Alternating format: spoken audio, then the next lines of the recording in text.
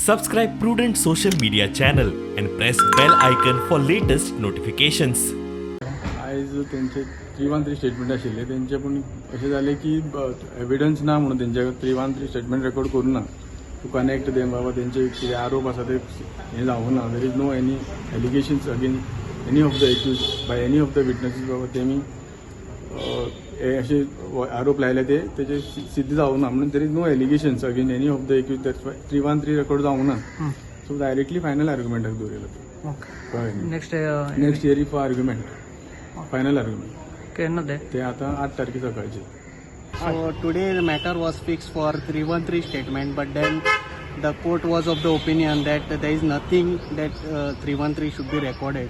So now the matter is now fixed for final arguments. So we will be arguing now for actually there is no material on record to show